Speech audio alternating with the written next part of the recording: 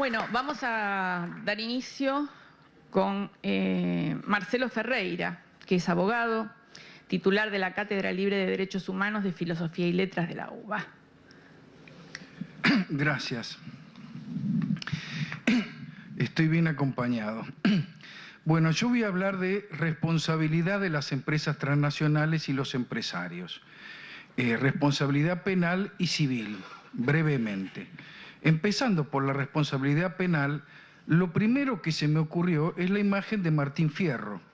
La ley como tela de araña, dice, la ley es tela de araña, en mi ignorancia lo explico, no le tema al hombre rico, nunca la tema al que mande, pues enrieda al bicho grande, pues la rompe el bicho grande y solo enrieda a los chicos. Me vino esta imagen porque lo primero que pienso es que en el plano del derecho internacional, esa tela no es que el bicho grande la rompe, sino que no hay tela, no está hecha para ellos. Vale decir, en el plano no hay ningún penal tribunal internacional que sirva para juzgar crímenes de empresas transnacionales. Hubo solo una propuesta en este sentido en la Corte Penal Internacional que le hizo Francia, sugerida o motivada por la ONG Lelio Basso, que es la fundadora del Tribunal Permanente de los Pueblos, y fue rechazada. Los instrumentos internacionales de derechos humanos están diseñados para los estados, pero no para empresas transnacionales que actualmente tienen un poder mayor que muchos estados. O sea, acá no hay red. Ahora bien, en el plano de los derechos nacionales hay muchos países, hay muy pocos países que reconocen responsabilidad penal de empresas transnacionales. La mayoría no lo hace, como el caso de la Argentina, ¿va? O sea que nuevamente acá tenemos que no tenemos la tela, no hay tela. Y en el caso de los países que sí reconocen esta responsabilidad, que son unos pocos, esa tela frecuentemente no sirve porque cuando las ETN, le llamamos así, aparecen, se metabolizan, se funden con el Estado que las metaboliza, de tal manera que la tercera característica por medio de cambios permanentes de razón social, transferencia de capitales y porque en definitiva están dirigidos por personas que nadie conoce. Estos tres mecanismos de irresponsabilidad conducen a lo que decía arriba, que cuando la red aparece, entonces ya no puede aplicarse, porque están imbricadas estas empresas en el propio Estado y se advierte un flujo y reflujo de dirigentes en ambos sentidos y líneas divisorias muy confusas. En cuanto al enfoque penal, dijimos que muchos países, como la Argentina, no reconocen la responsabilidad penal de empresas transnacionales. ¿Esto es bueno o es malo? No sé, las dos cosas. Es bueno en un sentido porque se pone en vigor la responsabilidad penal individual, que es un valor muy importante. Es algo, Hannah Arendt lo escribió a lo largo de toda su obra, fue el párrafo más repetido. Les cito solamente uno de ellos. Es una suerte que exista todavía en la sociedad una institución en la que es prácticamente imposible eludir las responsabilidades personales, en las que todas las justificaciones de naturaleza vaga y abstracta, desde el espíritu del pueblo hasta el complejo de Edipo, se derrumban, en la que no se juzgan sistemas, tendencias ni pecados originales, sino hombres de carne y hueso como tú y yo. Y en lo que hace a ¿cuál es la desventaja? Que esta desvinculación penal entre empresas y empresarios torna más difícil la prueba de la responsabilidad y en ambos sentidos. Es más difícil probar la responsabilidad de los empresarios porque muchas veces esta solamente puede surgir por su vinculación con la empresa, como ocurrió en la Argentina, hay casos que ocurrieron hace muchos años. Y es más difícil probar la responsabilidad de las empresas porque internacionalmente cuando se reconoce es solamente a partir de la responsabilidad penal de empresarios individuales. Así lo establecía el artículo 25 del proyecto de la Lelio Basso y de Francia. En el plano internacional, lo más importante es un documento que es el informe de la Comisión Internacional de Juristas. Yo les voy a resumir algunos parámetros y al final les voy a decir por qué. El informe este está pensado para cualquier empresa, transnacional o nacional, grande, pequeña, privada o pública. Establece tres factores de responsabilidad, que son causación, conocimiento y proximidad. Causación, es decir, formar parte de la cadena causal que lleva al ilícito penal es a través de tres clases de conductas: las conductas que habilitan, las que exacerban o las que intensifican la violación a los derechos humanos. La primera clase, que es las que habilitan, es cuando la actuación de las ETN es sine qua non, vale decir, la violación de los derechos humanos no hubiera ocurrido si no hubiera estado la empresa. Es cuando suministran armas, materiales, tarjetas de crédito, o bien cuando sirven en bandeja a sindicalistas insumisos. El segundo nivel, es decir, exacerbar, es cuando el daño ya hubiera ocurrido, pero la participación de la empresa lo intensificó, vale decir, el daño fue mayor. Y el tercer nivel, facilitar, es cuando, en definitiva, hubiera ocurrido el daño de todos los modos, pero ellos lo hicieron más fácil. En los tres niveles hay responsabilidad, hasta en el último. En cuanto al conocimiento, establecen también tres modos de conocimiento, que es querer la violación de derechos humanos, tener propósito, en cuyo caso la responsabilidad puede ser la del autor directo. El segundo caso es cuando tienen conocimiento o deberían tenerlo. Acá hay una diferencia entre el derecho penal y el derecho civil. En el derecho penal se exige cierta prueba del conocimiento, mientras que en derecho civil se presume a partir de lo que hubiera pensado una persona razonable, vale decir, un miembro, un diligente cuidadoso de la sociedad. Y el tercer nivel de conocimiento es la ignorancia, que es la ignorancia consciente, cuando se hace el burro, como estaba ahí y yo no sabía qué es lo que pasaba. Este test lo aplicamos ahora a los casos históricos, que son los que surgen en Nuremberg. Farben, por ejemplo. Farben tenía una fábrica en Auschwitz que producía carbón y gasolina. Estaba la fábrica adentro del campo de concentración e interés mayoritario en dos minas de carbón que se utilizaban para hacer combustible en la fábrica. Tanto Farben como sus directivos fueron condenados por crímenes de lesa humanidad y crímenes de guerra. Este es el primer nivel de responsabilidad, vale decir, el primer nivel de causación y el primer nivel de conocimiento. Estaban ahí. Caso Krupp. Alfred Krupp tenía una fábrica que producía hierro para barcos y tanques.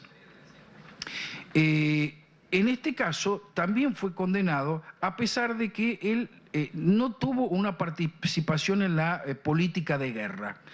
Ahí tenemos un segundo nivel de responsabilidad, vale decir, esto exacerbó los daños, no lo produjo. Y un tercer nivel, que también es de un caso de Nuremberg, es Walter Funk, que fue ministro de Economía en Alemania en 1938, presidente del Reichsbank en el 39, y tenía un banco. Bueno, en ese banco se depositaron bienes que se le quitaban a los prisioneros en campos de concentración. Él dijo que no sabía, y el caso Funk determinó que la ignorancia no puede alegarse en procedimientos penales. Entonces ahí tenemos el tercer nivel ahí de conocimiento. Otro caso, Friedrich Flick, industrial alemán, fue condenado por donar dinero a las SS. También dijo que no sabía, y lo cierto es que a la época de esas cenas de recaudación no se conocía el carácter criminal de esa organización, pero las contribuciones siguieron mucho tiempo después.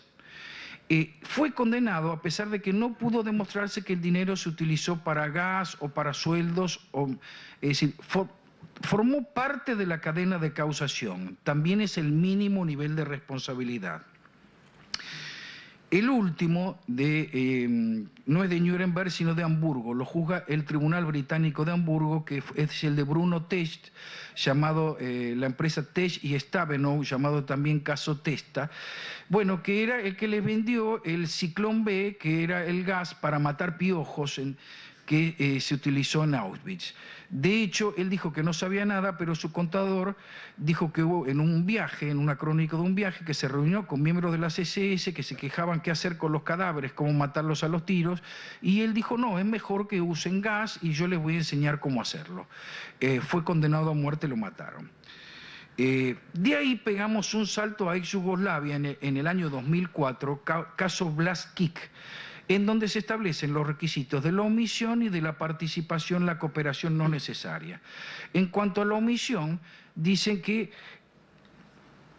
basta con que pusiera un puntito nomás en la cadena de causación, con que no actuara, ya con eso el empresario es responsable.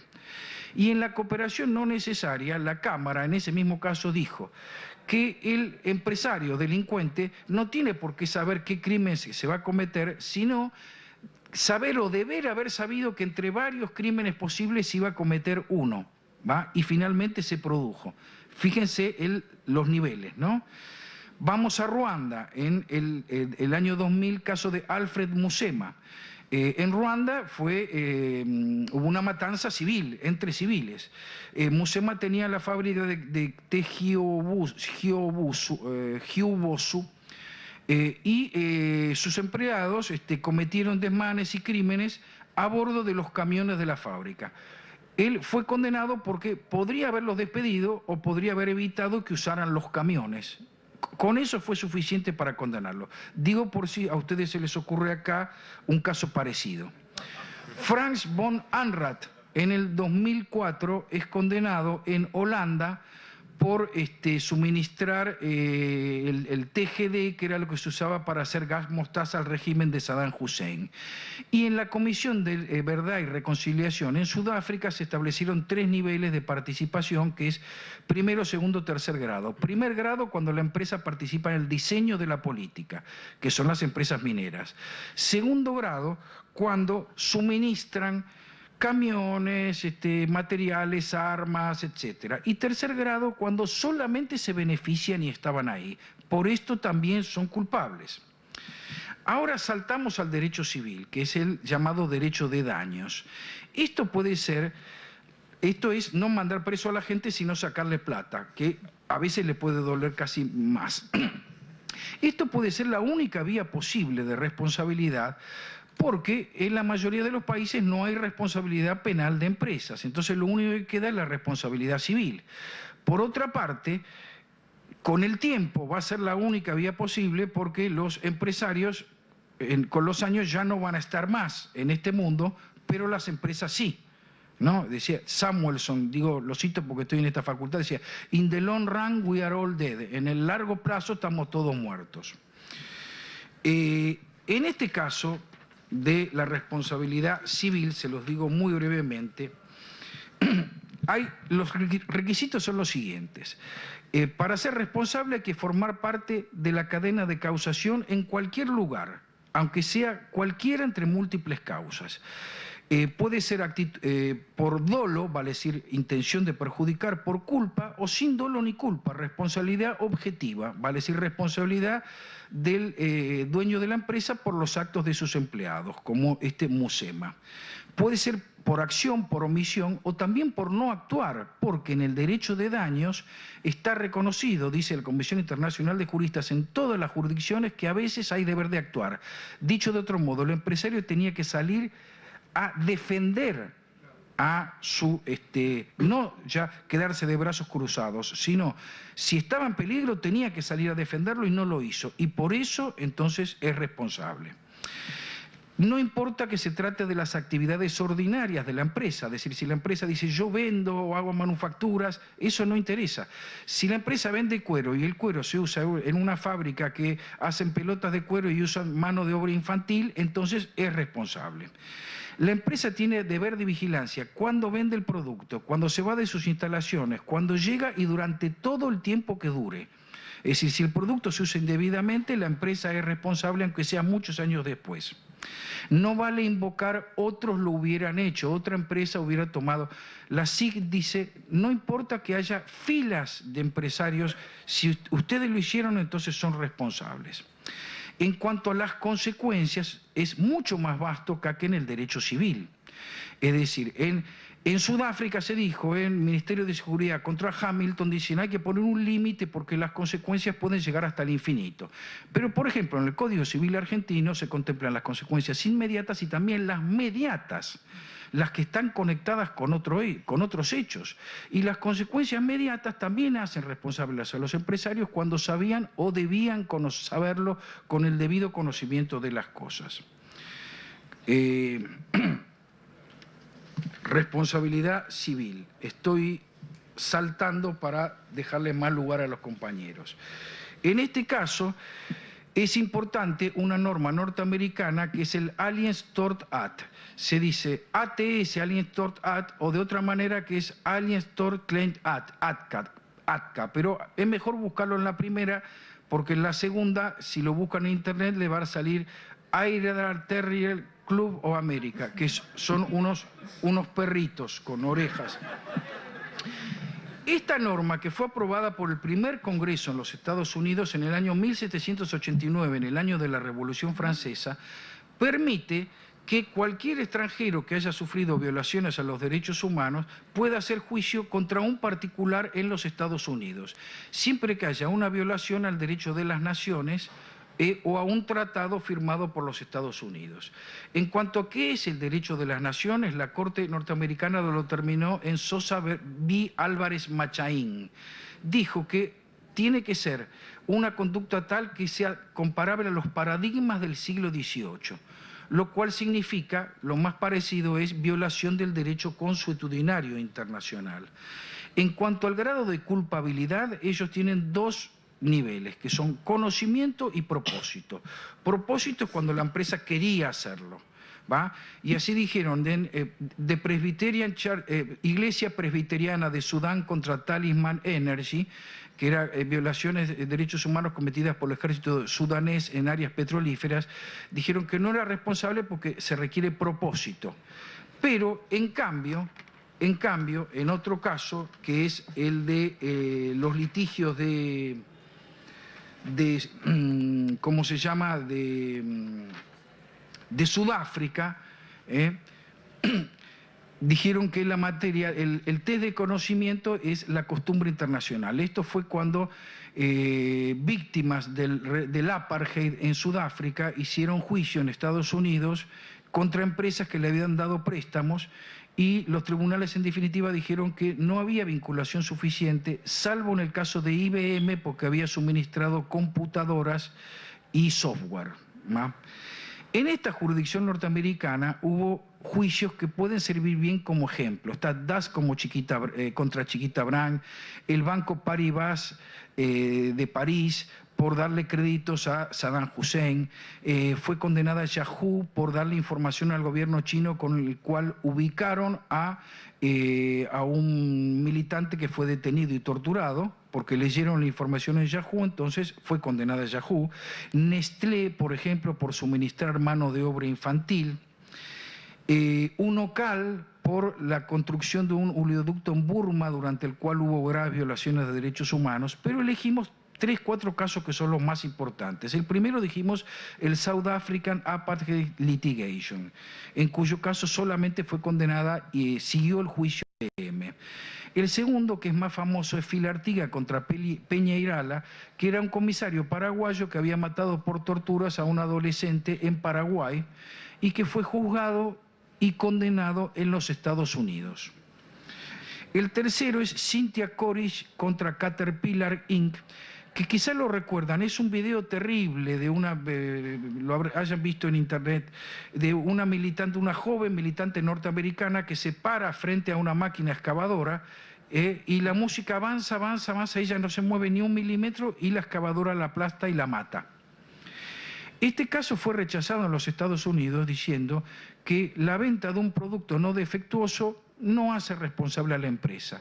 Pero después, si se lee más abajo, ese tribunal de circuito dice que no podían hacer otra cosa porque interferían contra la política militar de los Estados Unidos, porque el Congreso le había dado amplias facultades a la rama ejecutiva para apoyar al ejército israelí en Palestina. O sea que la venta de excavadoras era asimilada a la venta de armas de guerra.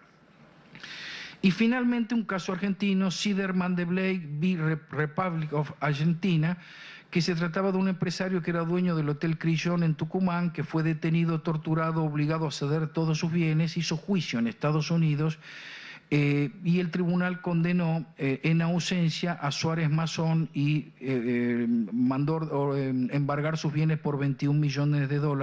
Por supuesto, nunca le encontraron nada. Vamos frenando un poco porque terminamos. Acá el gran problema es la prescripción. La responsabilidad civil es mucho, la red es mucho más fuerte que en el caso de la penal, pero el problema es la prescripción porque pasaron muchos años. Entonces, por ejemplo, en Suiza, en un juicio Jirka contra IBM, era por IBM por proveer computadoras durante el Holocausto. IBM fue condenado en muchos lugares, pero no en el Holocausto, porque se dijo que el reclamo estaba prescripto. Sin embargo, en la Argentina se abrió un agujerito. Un agujerito quiere decir que eso es el agujero en el dique. Si eso se sigue abriendo, entonces se viene todo el agua del dique, puede haber reclamos laborales, civiles, etcétera, que se llama Ingegneri María Jimena contra Techint. María Jimena hace juicio contra Techint porque sustrajeron, secuestraron a su padre en la empresa. Entonces hace juicio por ley de accidentes de trabajo. Se llamaba Enrique Roberto Ingegneri. Entonces la Sala Cuarta de la Cámara de Apelaciones hace lugar a la demanda y dice que no está prescripto, porque dice, predicar la imprescriptibilidad del crimen de lesa humanidad lleva inevitablemente a predicar la imprescriptibilidad de las consecuencias del obrar dañoso. Vale, si está enganchado a un crimen de lesa humanidad, todas las consecuencias civiles o laborales, entonces también son imprescriptibles. Este fallo no está firme y la Corte Suprema antes había dictado un fallo en contra de esto. Ahora va a tener que resolver nuevamente, puede cambiar y debe cambiar por dos normas internacionales, que son el conjunto de principios actualizados para la protección y promoción de los derechos humanos en caso de impunidad, cuyo principio 23 dice: la prescripción de una infracción penal, tanto en lo que respecta a las diligencias como a las penas, no podrá correr durante el periodo en los que no existan recursos eficaces contra esa infracción. La prescripción no se aplicará a los delitos graves conforme al derecho internacional que sean por naturaleza imprescriptibles. Y cuando se aplica, la prescripción no podrá invocarse en las acciones civiles o administrativas entabladas por las víctimas para obtener reparación. Esta es la ley internacional que debe aplicar la Argentina. También está el comentario del artículo 19 sobre la Declaración de Protección de todas las personas contra la impunidad, que dice que las reclamaciones civiles de indemnización no pueden estar limitadas ni no pueden estar sujetas a disposiciones limitativas, ¿va? Como la prescripción. Bueno, cerramos. De lo que vimos hasta ahora hay un paralelismo entre crímenes de lesa humanidad en la primera etapa y en esta segunda etapa. En la primera etapa se trataba de militantes políticos, en la segunda etapa de obreros o sindicalistas. Así ocurrió realmente. La Junta Militar en un momento dado cambió el foco, que fue en el reglamento C91/77. Dijo, a partir de ahora, digamos, el principal enemigo es empresarios, obreros, trabajadores y sindicalistas. Es como una segunda oleada. Ahí se advierte un paralelismo. Hay otro paralelismo. En ambos casos, tanto en la primera como en la segunda oleada, o como dije, etapa, esto empieza en Nuremberg, después queda congelado en todo el mundo hasta Ruanda, los tribunales de Ruanda y ex Yugoslavia, salvo algunos casos aislados, y de ahí renace en la Argentina. Fíjense, y no en otro lugar del mundo, renace en forma sistemática con varios juicios. Esto, fíjense, qué paralelismo tan importante. Pregunta, ¿y si hay una tercera etapa? Si se abre esto del tema de la prescripción, puede haber una tercera y una cuarta etapa. Uno puede imaginar estudiantes o maestros también como víctimas, y ahí sí perseguir la responsabilidad de empresas por los siglos de los siglos, aunque los empresarios estén muertos. Lo último que debemos advertir es lo siguiente, es sobre el discurso negativista que se apreció tanto en la primera como en la segunda etapa. En la primera etapa había un discurso negativista en los juristas que decían no se puede derogar o anular las leyes de obediencia debida y punto final. lo cual era una especie de ceguera colectiva muy grande, y lo decían todos y hasta los más progresistas, y se olvidaban de leer el artículo 15 del Pacto Internacional de Derechos Civiles y Políticos, el artículo 7 de la Convención Europea y el 9 de la Convención Interamericana. Después eso cambió, pero cambió como un cardumen de peces. Todos decían lo contrario y no se acordaban lo que habían dicho antes, ¿va? Ahora también hay un discurso negativista. Se dice, no hay pruebas, no se puede vincular, porque no hay pruebas de que estos empresarios tuvieran la intención, etc. Bueno, para esto yo los aburrí con esto de la SIG. Noten, con estos casos que yo les dije, que muchos tipos fueron condenados, en los casos que yo mencioné, por menos de lo que están acusados algunos empresarios acá. Y que los parámetros de la Comisión Internacional de Juristas resultan ampliamente superados por los casos que están en juzgamiento en la Argentina. O sea, esto de que no hay pruebas, eso es imposible de argumentar. No es así. ¿Cómo cambia el discurso jurídico con el viento? ¿Por qué razón? No lo sé. Habría que salir del discurso jurídico para ver cómo cambiamos. Puede ser por causas políticas, puede ser por la militancia, puede ser por causas fortuitas, por un hecho fortuito. Les doy un ejemplo. Hace años la comunidad homosexual argentina le hace juicio a la Inspección General de Justicia porque no le daba la personería jurídica. Entonces la Corte Suprema, que era menemista, escribe un fallo con párrafos enteros de larga cita de Aristóteles, Platón, San Agustín, Santo Tomás, un montón de santos, diciendo que eso negaba la perfección del hombre y la dignidad humana y qué sé yo, bla. Menem después viaja a Estados Unidos y lo agarra a una manifestación gay, que allá son muy poderosos, y lo increpan. Entonces inmediatamente vuelve y dice, esto no puede ocurrir. Entonces da la orden de que cambie. Entonces cambiaron una palabra del estatuto. Por ejemplo, en vez de decir promover, incentivar los valores de la homosexualidad, dijeron promover. Ese cambio de palabra significó que se vinieron abajo San Agustín, San Pablo, Santo Tomás, todo. Y fue solamente por un hecho fortuito. Solamente por un hecho fortuito. Por eso debemos luchar contra ese discurso negativista, porque la luz que vimos, de lo que vimos, no tiene cabida. Tenemos todos los argumentos jurídicos. Yo empecé citando a Fierro. Fierro no cree en la ley. Es más, es un hombre no cree en esa justicia, cree en la justicia del puñal. Lleva el puñal y le enseña a su hijo. Dice, y sobre todo de noche hay que usarlo de tal modo que al salir salga cortando. Es la imagen de justicia como venganza, que es también como en Hamlet. Yo empecé diciendo que la red tiene dificultades, que a veces no sirve, que a veces no existe, pero hay algo, y yo sí creo en la ley y en la justicia. Lo que sí creo es que para que funcione tenemos que defenderla, tenemos que difundir la palabra, las ideas, tenemos que pelear por ellas, que es justamente lo que hace esta gran cátedra libre de poder económico y de derechos humanos, que hoy me ha honrado con su invitación. Gracias.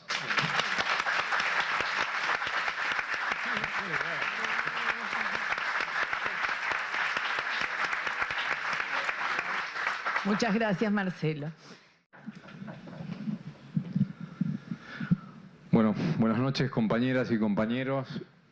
Primera aclaración, si bien ayudo y empujo en todas las causas que puedo contra el Grupo Clarín, no soy querellante en la causa Papel Prensa, pero estamos ahí acompañando a la Secretaría de Derechos Humanos. Desde ya, gracias seguro por la invitación, pero además gracias porque uno, de verdad, cada vez que viene aquí a la cátedra aprende un montón y salgo inmediatamente a anotar y a llevar muchos aspectos que también el compañero, siempre que hemos compartido estas mesas, nos ayuda mucho para, en esas búsquedas que hace, encontrar algunas joyitas que nos vienen bien para refrescar a nuestros queridos y queridas juezas y jueces, a que entiendan que el derecho internacional va creciendo y que aquí en la Argentina también nos tenemos que ir poniendo a tono con algunos fallos. De todo lo que dijo el compañero, la pregunta es ¿cuán lejos o cuán cerca estamos aquí en la Argentina de todo aquello? Si esta pregunta se hubiese hecho en 1983, después del 10 de diciembre, hubiésemos contestado, estamos tan lejos tan lejos de todo eso. Hoy nos animamos a decir que estamos un poquito más cerca y casi este era el año. Casi era el año porque estamos cerca de diciembre y la verdad uno ha perdido las esperanzas de gozar de un 2012 en el que pudiésemos decir aquí en la Argentina que tenemos al primer empresario civil procesado, no condenado, procesado por delitos de lesa humanidad cometidos contra sus trabajadores. Pensábamos que iba a ser el año, pero hasta ahora no llega y ya arranca octubre y la verdad confío poco en este 2012. Esperemos que el 2013 sea el año en que podamos anunciar tenemos el primer procesado. ¿Y de quién se trata? Y no lo sabemos. Tenemos dos ahí, tenemos dos en punta.